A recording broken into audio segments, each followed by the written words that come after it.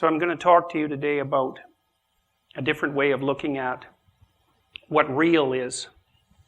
It's not easy to figure out what real is because we don't really have infinite knowledge, and so we're always making some sets of presuppositions about what's most real. And it really matters what you assume is most real because you base the decisions that you make that run the entire course of your life on those assumptions, whether you recognize it or not. And if you get the assumptions wrong, or even if you leave them incomplete, you're going to pay a big price for it. And the assumptions that we use in our culture, although they've enabled us to develop a tremendously potent technology, are incomplete in ways that have also cost us and that are extremely dangerous. And since the scientific age began, we've lived in a universe where the bottom strata of reality is considered to be something that's dead, like dirt. It's matter. It's objective. It's external. And there isn't any element of it that lends any reality to phenomena like meaning or purpose. That's all been relegated to the subjective and in some ways to the illusory. But it's by no means self-evident that that set of presuppositions is correct because we lack infinite knowledge and there's many things about the structure of being that we don't understand. The main one being consciousness.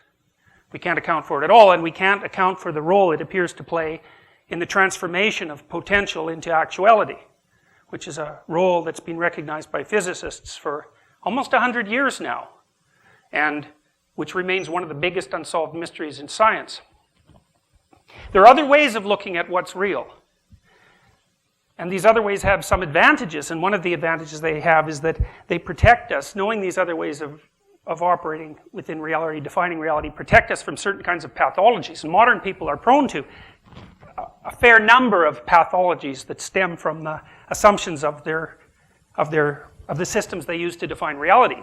And one of those pathologies is a kind of a nihilistic hopelessness, which is a consequence of the recognition that in the final analysis, nothing really has any meaning. And because life is difficult, and that's a meaning that you can't escape, being forced to abandon your belief in a positive or a transcendent meaning can leave you weak at the times when you really can least afford to be weak. And there's more important pathologies that it's opened us up to too, and those are pathologies of belief. And I think we saw the most horrifying examples of that, hopefully the most horrifying examples in the 20th century, where people whose belief systems were shattered, at least in part, by the competition between religious and scientific viewpoints, turned in large numbers to mass movements that were in every way a substitute, a more rational, in some sense, substitute for religious beliefs that appeared no longer tenable. And the consequence of that was, it was just about annihilation, because we came close to annihilation twice, once in the 60s and once in the 80s. And even without the totality of annihilation, we lost hundreds of millions of people as a consequence of pathological belief systems in the 20th century.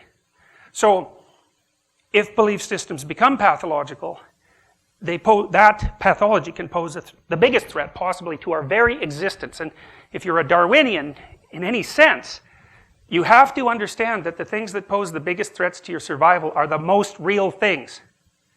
They have to be dealt with. Now, here's another way of looking at things. I'll start with the definition of this word. This word, phanesthai, is the root word of phenomena, phenomenon. And phenomena are the things that appear to you. And phanesthai means to shine forth. And the phenomenologists who were interested in the shining forth of things made the presumption that the things that manifested themselves to you as most meaningful were the most real things. And I think you can make a strong case that that's actually how your brain is wired, because your brain is wired to react to things that have meaning before they construct the perceptions that you think of as objects. And the reason for that is because the meaning of things is more real, in some sense, but more important than the view of things as objects. And so, for example, a famous philosopher, psychologist of vision said that when you approach a cliff, you don't see a cliff, you see a falling off place. It isn't that it's an object, cliff, to which you attribute the meaning of falling off place to. It's the falling off place perception comes first, and the abstraction of the objective cliff, if it ever happens at all, comes much later. Much later conceptually, because even babies can detect cliffs, and much later historically. Poets have noticed this phenomena shining forth reality, and they've often associated it with childhood, and I think there's good reasons for that. I think your brain is not so much of an inhibitory structure when you're a child before it's fully developed. And so there's neurological reasons for noting it, but there's also reasons that stem from the level of lived experience. You can tell when you're around children that they're open to things in a way that adults aren't. They're wide-eyed with wonder. And adults like being around children for that reason, because although the child takes an awful lot of care and is a terrifying object in some ways to behold if you have a relationship with the child because they're so vulnerable, the part of the way they pay you back is they open up your eyes that have been closed by your experience and that have learned to shield out the things that shine forth. And when you have a child, you can look through the child's eyes again, and to me it's like they're on fire in a sense. They're like a candle or something that's burning brightly, and I think that's also partly because we actually don't screen out fire. We actually see fire, and that's why we can't not look at it when it's around. I think the same thing happens when you're in love with someone.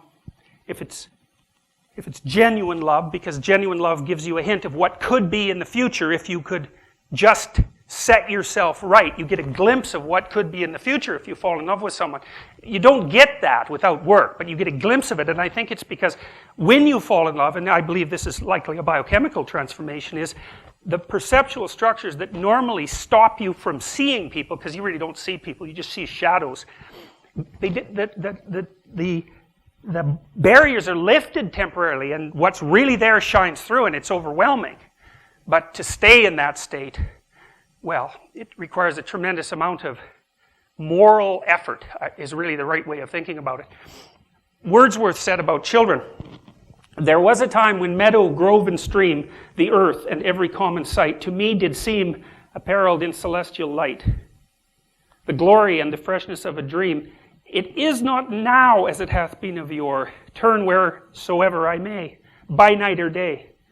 The things which I have seen, I now can see no more. Earth fills her lap with pleasures of her own, yearnings she hath in her own natural kind, and even with something of a mother's mind, and no unworthy aim. The homely nurse doth all she can to make her foster child her inmate. Man, forget the glories he hath known, and that imperial palace whence he came." And what Wordsworth means by this is that as you develop as a competent adult, which is precisely the direction towards which you should develop, much of what you're doing is actually closing in and narrowing. You're closing in and narrowing towards a particular goal and a particular way of being. And that's necessary because as you develop, you have to develop towards a particular way of being, or you don't develop at all, and you can't stay a child forever. That goes sour of its own accord. And so human beings are destined to close their perceptions in, to sharpen themselves and to focus on very little so that they can at least do that. But the price we pay for that is that we start to replace the relationship we have with untrammeled reality with the shadows that are only complex enough to let us do what we need to do and no more. And in some sense, although we become more competent, in other ways we become more blind. And we kind of know how this happens. It happens from the bottom up. Now, this is a Magritte painting, and the painting has an obvious meaning in a sense, which is that we're blinded even to what's right in front of us by the objects that we see. And we think that seeing is letting in the light, but it's only letting in a very small fraction of the light because we're only capable of contemplating a small fraction of everything whenever we're doing any particular thing. And so very much of what we're doing is screening things out. Very much of your cortex is inhibitory.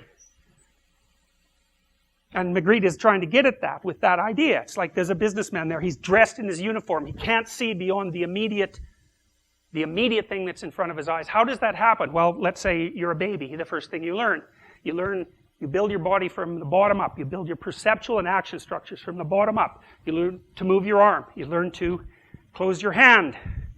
then you learn to do things that are practical with those abilities. You lift a spoon. Well, you have to do that to feed yourself. You learn to move a plate. You learn to set the table. That's starting to become social now because you can set the table for you and for other people. You learn to make a meal. That's a more complex sequencing of motor activities and perceptual abilities that's very focused. As you continue to develop, the things you chain together become more and more complex, but also more specific. You have to care for your family, which means there's all sorts of other things you're not doing. You have to find a good job, which almost everyone, when they're young, experiences as the contemplation of a limitation. Well, not everyone, but many people think, oh no, you know, I'm going to have to settle for this role. I don't want to only be that role, but it's better to be that role than no role at all. And maybe the way through the role to the other side is through the role, not around it. There's no avoiding the responsibility of narrowing and shaping and specializing. Be a good parent. Well, that's a sacrifice you make for the next generation. Be a good partner. The same thing. Be a good citizen. Well, it's easy for young people in particular to be skeptical of that because the old society is always corrupt and archaic and blind, and to become a member of that seems to be in part to allow yourself to adopt that same aged blindness. But that thing also educates you. It shapes every word you speak. It's something that you have to be grateful to, even in its aged and archaic form. And it's part of the necessities of human responsibility that you become a good citizen. And that means, in some sense, giving up more of what could be, at least to sustain what is. There's a satirical song from the late 1890s, English. I am the very model of a modern major general. I've information, vegetable, animal, and mineral. I know the kings of England, and I quote the fights historical, from Marathon to Waterloo, in order categorical. And the satire is, well, he has the knowledge, he's an official functionary, and it's very difficult to do that, but in the same way, it's very limited and categorical, and of course an artist would object to that. But it's better than nothing at all, and that's the alternative. Well, above that, maybe what's above good citizen? Because sometimes good citizen is not so good. If you were a good citizen of Nazi Germany, or a good citizen of the Soviet Union, or of Mao's China, you know, you were narrowed in a particular way, and then maybe in a necessary way, but also in a very pathological way. And so it seems to be that there has to be something, even though adopting that restricted viewpoint is necessary, there has to be something above it. And I think that's also the thing that can restore the sense you have of a true entanglement with the deepest and most meaningful realities of life. And that's the issue of being a good person. It's above being a citizen. It's something else. It has something to do with the development of individuality. And I think we're also wired for that. So it looks like we're wired to lose what we had, to specialize. But then once we're specialized, to reopen. Once we've got the skills built into our body, and then can handle reality, because we're more adapted and more fluid and more flexible, then we can start opening the doors again. And I believe that your nervous system is set up to help you do that if you don't interfere with it, if you notice. And you notice that by paying attention to the things that manifest themselves to you, that shine forth as interesting. They grab you. And where you're grabbed is where the obscuring map you live in isn't obscuring the reality that's underneath. It's like there's a hole in the map, and the light shines through that, and you're attracted to that, and that will pull you along. And that's when your interest is seized by something. That's your nervous system doing that. You don't do that. It's an unconscious force. You could even say it was the world itself talking to you. And the phenomenologists did feel that way. And it's a real phenomenon. It's not a secondary thing, and you know that because you can't live without it. You die, you stultify, you get cynical, you get nihilistic, or you adopt some wild belief system if you don't have the attachment to some genuine life-giving meaning in your own life. And it's a hard thing to follow that because it doesn't necessarily put you into perfect juxtaposition with society, because it's not society, it's not being a good citizen, it's something else. It's also the thing that rebuilds how you would be a good citizen. The Egyptians knew about this a long time ago. They didn't really know they knew, because they acted things out in drama and portrayed them mythologically because they didn't have the capacity to articulate the ideas fully. But the Egyptians worshipped the human eye. And they worshipped the eye because they knew the eye was the thing that paid attention. Like, we're really visual creatures, and your eye is automatically attracted to the things that manifest themselves or shine forth in front of you. And you have to look at them. If you pay attention to the things that shine forth, because what you're seeing is the reality instead of the map, you're gaining access to the real information that's in the world. It's not prepackaged information, because that can be false. It's the real information flowing out from the ground of being, and if you pay attention to that, it will help you move towards the goals that you've already established for yourself as a good citizen, that are part of the inbuilt value structure that you've adopted, but at the same time it will do something else. It will lead you to transform the nature of those goals, because as you pursue the thing that guides your interest, and more information is revealed, then by absorbing that information, which is learning essentially, you build yourself into a different person, a stronger and more informed person, and a more intact person, a person with more integrity and with more strength and with more direction. And at the same time, you differentiate your map, and so you're living more and more in the real world. So as you approach your specific goal, even if it's a culturally conditioned goal, the learning that you do along the way transforms you, and it transforms the nature of your goal. Things shine forth. And there's a reason for that. And you know that because when you're attending to something you're interested in and you're engaged in it, that's when you're alive. That's when life is worthwhile. It's so worthwhile that in those moments you don't even ask the question about it. The question itself goes away. Because the meaning that you're united with is so powerful that it can push back the adversity that would otherwise characterize life. Nietzsche said, the person who has a why can bear any how. And that's a really useful thing to know, because you think, well, we're very vulnerable creatures and our life ends catastrophically and terrible things happen, and how can we bear that? And the answer to that is, and always has been, that you have to be in sync with something that's beyond you, because that synchrony gives you the strength that you need to bear your terrible limitations. You see this played out. People know this. Everyone knows this. It's just that our culture isn't good at articulating it. We've lost a lot of this. We haven't developed our knowledge about this as much as we've developed our knowledge of the objective world, and we're paying for it. You see it in weird places. On the right here, there's an old symbol at the bottom. It's called the round chaos. And the alchemists believed that the round chaos was the thing that held what the world was ultimately made of, the thing that was most real, and they conceptualized it as something like information. They thought about it as a combination of spirit and matter. And it was a combination of spirit and matter, which is what information is in a sense, because when you interacted with it, you took some of the information and you built yourself out of it, so that was the spiritual element, and you took some of the information and you built the world out of it, and that was the material element. And they thought of the reality itself as something that preceded the spiritual and the material, and that reality was what shone forth. And that's been dramatized in tales, modern tales of transformation. The most interesting place it's popped up is in the Harry Potter stories, where central to the Harry Potter theme is a game called Quidditch. And in Quidditch, which is a game, the way you win the game is by playing a game that's sort of outside the Quidditch game. You win the Quidditch game by following this thing that beckons, this golden thing that glimmers and moves around. If you catch that, then you win the game, and so does your whole team. And inside that is the resurrection stone. It's a diamond. It's a jewel. The idea is that if you follow the thing that manifests itself to you as interesting, it will lead you through adversity. It'll lead you to do things that are difficult, and as that happens, but not beyond your capacity, because it's tempered for that. What will happen is, as you hit yourself against the world, pursuing what you're interested in, you'll tap yourself into alignment. Your molecules, your structure, internal structure will become non-contradictory, like the internal structure of a jewel, which is something that reflects light. That makes you hard and durable, and able to bear the terrible conditions of existence without becoming corrupt. T.S. Eliot said something about this. We shall not cease from exploration, and the end of all our exploring will be to arrive where we started, and to know the place for the first time.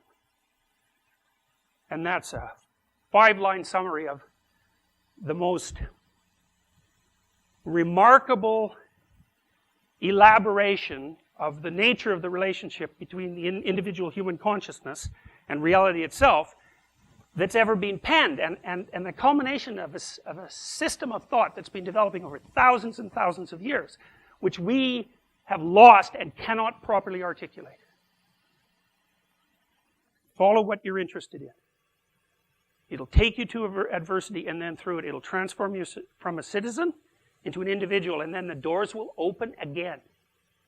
And at that point, you're strong enough to have your life.